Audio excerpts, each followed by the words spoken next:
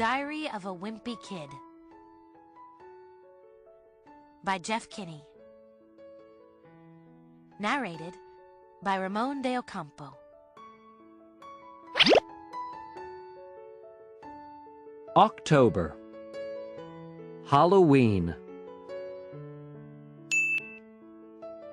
About an hour before we were supposed to start trick-or-treating, I still didn't have a costume. At that point, I was seriously thinking about going as a cowboy for the second year in a row. But then Mom knocked at my door and handed me a pirate costume, with an eye patch and a hook and everything. Rowley showed up around 6:30 wearing his night costume, but it didn't look anything like it looked yesterday. Rowley's mom made all these safety improvements to it, and you couldn't even tell what he was supposed to be anymore. She cut out a big hole in the front of the helmet so he could see better, and covered him up in all this reflective tape. She made him wear his winter coat underneath everything, and she replaced his sword with a glow stick. I grabbed my pillowcase, and me and Rowley started to head out, but Mom stopped us before we could get out the door. She said, "I want you to take Manny with you." Man, I should have known there was a catch when Mom gave me that costume. I told Mom there was no way we were taking Manny with us, because we were going to hit 152 houses in 3 hours. And plus, we were going to be on Snake Road, which is way too dangerous for a little kid like Manny. I should never have mentioned that last part, because the next thing I knew, Mom was telling Dad he had to go with us to make sure we didn't step foot outside our neighborhood. Dad tried to squirm out of it, but once Mom makes up her mind, there's no way you can change it. Before we even got out of our own driveway, we ran into our neighbor, Mr. Mitchell, and his kid, Jeremy, so of course they tagged along with us. Manny and Jeremy wouldn't trick-or-treat at any houses with spooky decorations on them, so that ruled out pretty much every house on our block. Dad and Mr. Mitchell started talking about football or something, and every time one of them wanted to make a point, they'd stop walking. So we were hitting only about one house every 20 minutes. After a couple of hours, Dad and Mr. Mitchell took the little kids home. I was glad, because that meant me and Rowley could take off. My pillowcase was almost empty, so I wanted to make up as much time as possible. A little while later, Rowley told me he needed a potty break. I made him hold off for another 45 minutes, but by the time we got to my grandma's house, it was pretty clear that if I didn't let Rowley use the bathroom, it was going to get messy. So I told Rowley if he wasn't back outside in 1 minute, I was going to start helping myself to his candy. After that, we headed back out on the road. But it was already 10:30, and I guess that's when most grown-ups decide Halloween is over.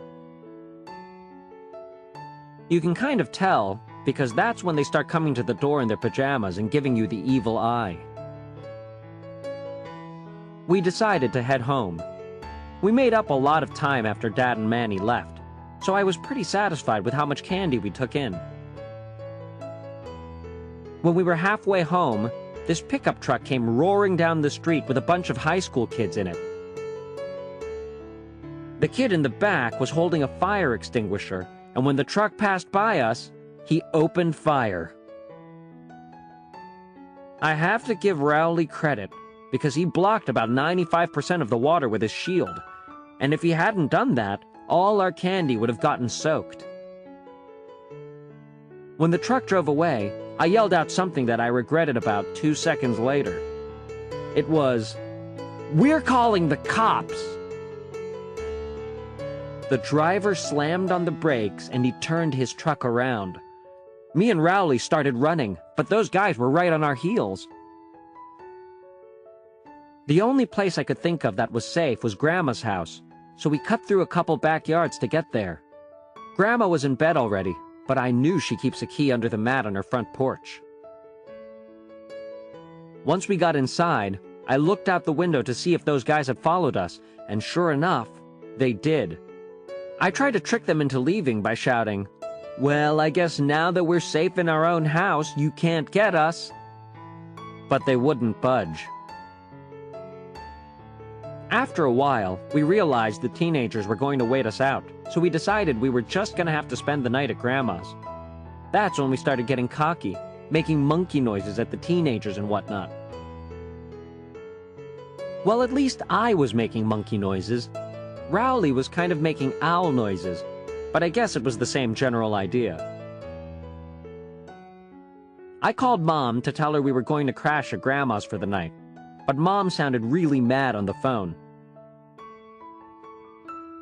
She said it was a school night and that we had to get home right that instant, so that meant we were going to have to make a run for it. I looked out the window, and this time I didn't see the truck, but I knew those guys were hiding somewhere and were just trying to draw us out. So we snuck out the back door, hopped over Grandma's fence, and ran all the way to Snake Road. I figured our chances were better there because there aren't any streetlights. Snake Road is scary enough on its own without having a truckload of teenagers hunting you down. Every time we saw a car coming, we dove into the bushes. It must have taken us a half hour to go 100 yards. But believe it or not, we made it all the way home without getting caught. Neither one of us let our guard down until we got to my driveway. Ah, we sighed. But right then, there was this awful scream, and we saw a big wave of water coming toward us. Splash! Man, I forgot all about Dad, and we totally paid the price for it. When me and Rowley got inside, we laid out all our candy on the kitchen table. The only things we could salvage were a couple of mints that were wrapped in cellophane, and the toothbrushes Dr. Garrison gave us. I think next Halloween I'll just stay home and mooch some Butterfingers from the bowl Mom keeps on top of the refrigerator.